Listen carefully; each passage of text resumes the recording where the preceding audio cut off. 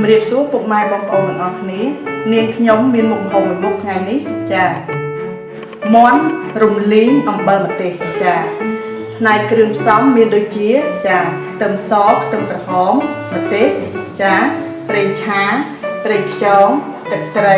ស្ករត្នោតប៊ីចេងអំបិលម្សៅស៊ុបនិងសាច់មាន់ណាបងប្អូនចាសាច់មាន់នេះមានខ្ញុំកាត់ជាដុំកង់ចឹងហើយណាបងប្អូនចាឲ្យដុំល្មមមកបងប្អូនណានេះចា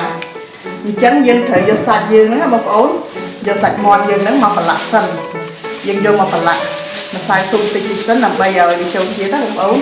ចាសាច់មាន់ណាបងប្អូនចាយើងយកសាច់មាន់នេះចាយកសាច់មាន់នេះបងប្អូន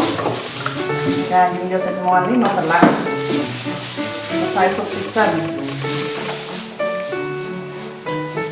បងប្អូនជាម្សៅស៊ុបចាម្សៅទីហ្នឹងចាយើងប្រឡាក់ចឹងមកដើម្បីឲ្យមាន់យើងមានជាតិចាយើងច្របល់វាសប់ចឹងមកចាច្របល់វាសប់ចឹងមកបងប្អូនណាដើម្បីឲ្យមាន់យើងវាមានជាតិចាច្របល់ចូលទៅអត់សប់មកបង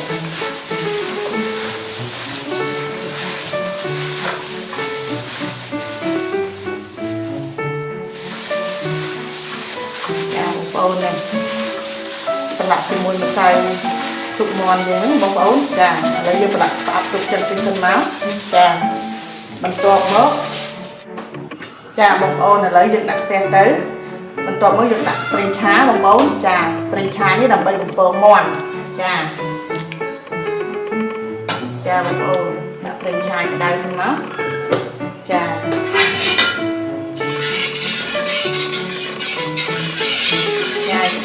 ឆានេះក្តៅមកពេលឆានេះចាំមកក្តៅយើងដាក់មាន់ពងមាន់នេះយកទៅពងណាបងប្អូនមាន់នេះយើងប្រឡាក់ម្សៅរំលីងមិញហ្នឹងចាយកទៅពងចាឥឡូវប្រេងយើងបានឡើងក្តៅហើយនេះខ្ញុំសូមដាក់មាន់ណាបងប្អូនចាមាន់នេះដើម្បីពងវាឡើងក្រហមចា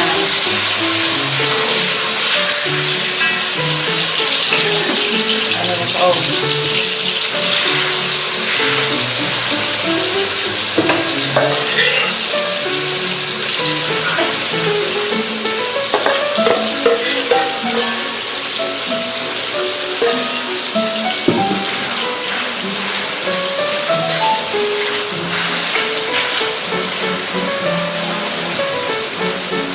ប៉ុណ្ណឹងមកយើងទុកវាឡើងក្រហម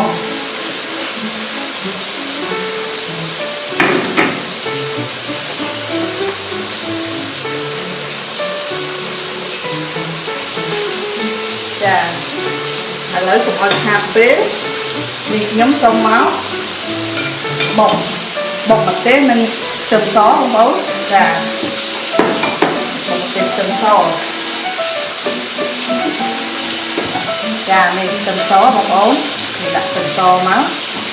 ចាខ្ទឹមសហើយនឹងខ្ទឹមក្រហមហើយម្ទេសហ្នឹងចាបងប្អូនចាក្រហមនេះយើងពុះវាមកចាបែកអញ្ចឹងណា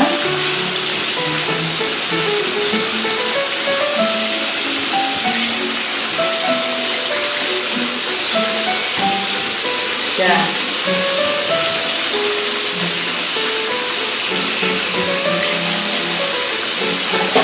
នេះបងប្អូនដូចថាយើងចាប់ដើមបុកចានេះបងប្អូនណានេះខ្ទឹមសខ្ទឹមក្រហមនិងម្ទេសបែបហ្នឹងដែលខ្ញុំបុកចាគ្រឿងអស់ហ្នឹងគេបុកឲ្យទៅមកពេកទេគេឲ្យនៅដុំណាចាឥឡូវនេះយើងដាក់អំបិលបងប្អូនចាអំបិលដើម្បីបុកជាមួយចា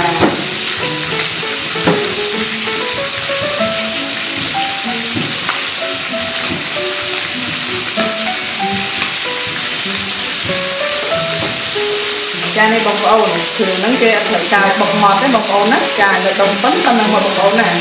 ចានេះបងប្អូនណាចាឥឡូវយើងមកប្រើសាច់នេះបងប្អូនចា ចា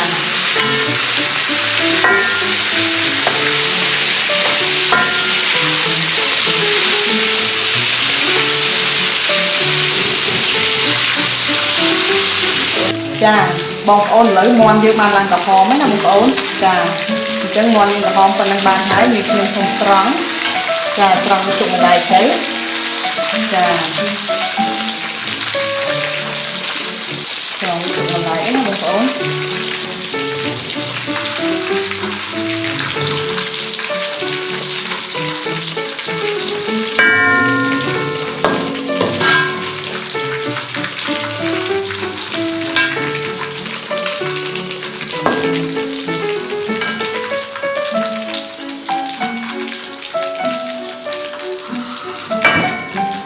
ចានេះទុកម្លាយបងប្អូនណាបុកចឹង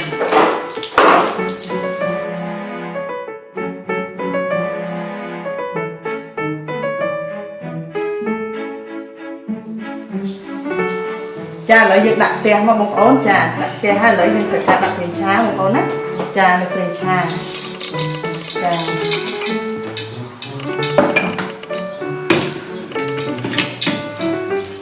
ឥឡូវបន្ទាប់ពីដាក់ប្រេងឆាហើយយើងដាក់ខ្ទឹមដែលយើងបានបុកណាបងប្អូនចានេះខ្ទឹមដែលយើងបានបុកហ្នឹងចាយកមករំលាយ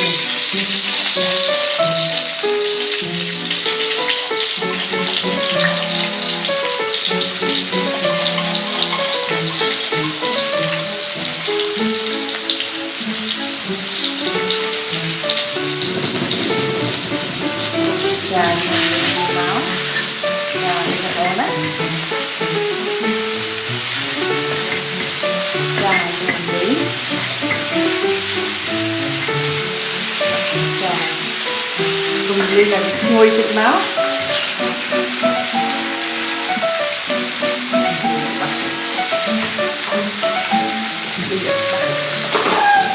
ចាឥឡូវយើងរំលាយឲ្យឡើងឈ្ងុយមកបងប្អូនណាចាឥឡូវរំលាយហើយចាខ្ទឹមយើងឡើងពណ៌ប៉ុណ្ណឹងបានហើយយើងចាក់សាច់ចូលបងប្អូនចាចាក់សាច់មាន់ដែលយើងបំពងទុកមិញហ្នឹងណាចា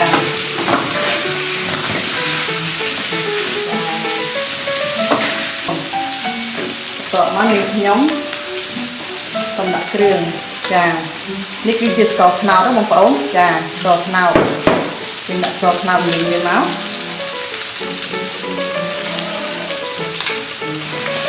ចាបងប្អូនមិញនេះយើងដាក់ស្ករត្នោតទៅឥឡូវយើងកូរវាមកបងប្អូនចាកូរឲ្យស្ករនេះចូលជាមួយសាច់មាន់ណាបងប្អូនចាយើងកូរចេញមកនេះបងប្អូនណាចាយើងកូរស្ករយើងឲ្យចូលជាមួយសាច់មាន់មកចា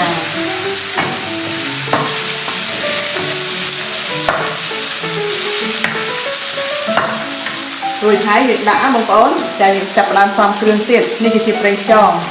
ចាប្រេងខ្យងយើងដាក់មួយស្ព្រាបាយមកចានេះគឺជាម្សៅស៊ុបចាម្សៅស៊ុបប្រើខ្លះជាបាយចានេះគឺជាប៊ីចេងប្រើកន្លះស្ព្រាបាយបងប្អូនចាហើយនេះគឺជាទឹកត្រីយើងដាក់បន្តិចបានហើយព្រោះម្ទេសហើយនឹងខ្ទឹមយើងបានបុកដាក់អំបិលហើយអញ្ចឹងយើងត្រូវតែបន្តិចបានហើយចាវាហើយយើងឆាចូលគ្នាសពអស់មក